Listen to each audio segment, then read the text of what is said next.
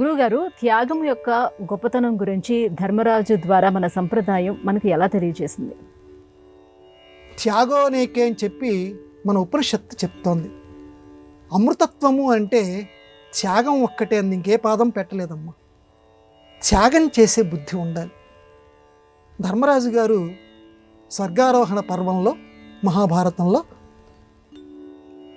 తమ్ముళ్ళందరూ ద్రౌపది అందరూ తన్ని విడిచిపెడితే ఒక్కడే వెళ్తున్నారు. వెళ్తూ వెళ్తూ వెళ్తూ వెంట కుక్క వచ్చింది. అందరికీ తెలిసినటువంటి కథే. ఆ కుక్క కూడా తన వెంబడి రావాలన్నారు. మరి ధర్మదేవత ఇంద్రుడు కూడా చాలా సంతోషించాడు. ధర్మరాజు గారు ఇంకా ముందుకు నడుస్తున్నాడు. నడుస్తుంటే, ధర్మరాజా కొద్దిసేపు ఇక్కడే ఉండు, నువ్వు ఇక్కడ ఉంటే మాకు చాలా శాంతిగా ఉంది అనేటువంటి గొంతులు వినిపించాయి.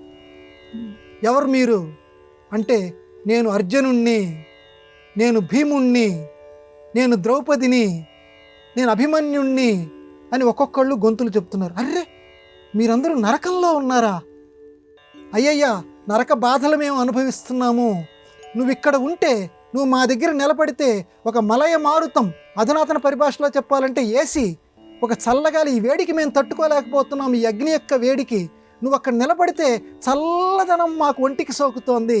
మహారాజా, నువ్వు ఇక్కడే ఉండు, కథలకు ధర్మరాజా అని ఆ గొంతులన్నీ కూడా, ఆ సూక్ష్మ శరీరాల్లో ఉన్నటువంటి ఆ ఆత్మలన్నీ కూడా ధర్మరాజు గారితో అన్నాయి. ఆయన చాలా బాధపడ్డాడు ధర్మరాజు గారు. నా తమ్ముళ్ళు ఇంతగా పుణ్యం చేసినటువంటి వాళ్ళు నరకంలో ఉన్నారా అని చెప్పి చాలా బాధపడితే, తర్వాత దానికి వివరణ కూడా ఇచ్చాడు ఇంద్రదేవుడు. ఎక్కువ పాపం చేసినటువంటి వాళ్ళు, తక్కువ పుణ్యం చేసినటువంటి వాళ్ళు మొట్టమొదటి స్వర్గాన్ని అనుభవిస్తారు. ఎక్కువ పుణ్యం చేసిన వాళ్ళు, తక్కువ పాపం చేసిన వాళ్ళు మొట్టమొదటి నరకం అనుభవించి తర్వాత స్వర్గాన్ని అనుభవిస్తారు.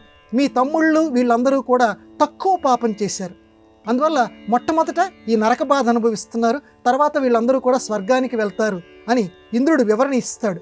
ఇది వీటిన తర్వాత ఇక రావయ్యా, నువ్వు వెళ్దాం స్వర్గానికి అని చెప్పి ఇంద్రదేవుడు ఆహ్వానం చేస్తే, ఇక్కడ మనం తెలుసుకోవాల్సినటువంటి విషయం, వీళ్ళు లేనటువంటి స్వర్గం నాకు వద్దు.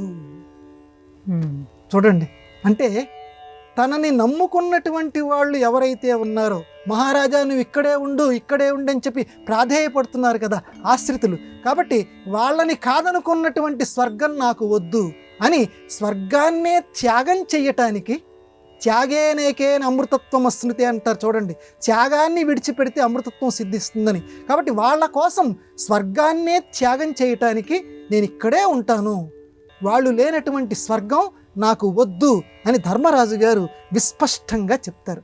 అంటే ఇక్కడ మనం గ్రహించాల్సింది ఏంటంటే, మనం ఈ లోకంలో కూడా మనల్ని నమ్ముకున్నటువంటి వాళ్ళు ఎవరైతే ఉన్నారో వాళ్ళు కష్టాలు పడుతూ ఉంటే వాళ్ళని ఆదుకోవాల్సినటువంటి బాధ్యత, వాళ్ళని కాదనుకొని మనం సుఖాల వైపుగా వెళ్ళటానికి ఎవరం ప్రయత్నించకూడదు. ఇది సనాతన ధర్మం హర్షించదు. కాబట్టి వాళ్ళ కోసం, తన వాళ్ళ కోసం, తన వాళ్ళ సుఖం కోసం ధర్మరాజు గారు స్వర్గాన్నే వద్దన్నారు. కాబట్టి ధర్మరాజు గారి బాటలో మనం కూడా మన వాళ్ళ సుఖం కోసం, మనల్ని నమ్ముకున్నటువంటి వాళ్ళ సుఖం కోసం మనం సుఖాలని వదులుకోవటానికి ప్రయత్నించాలి, సుఖాలని త్యాగం చేయటానికి ప్రయత్నించాలి.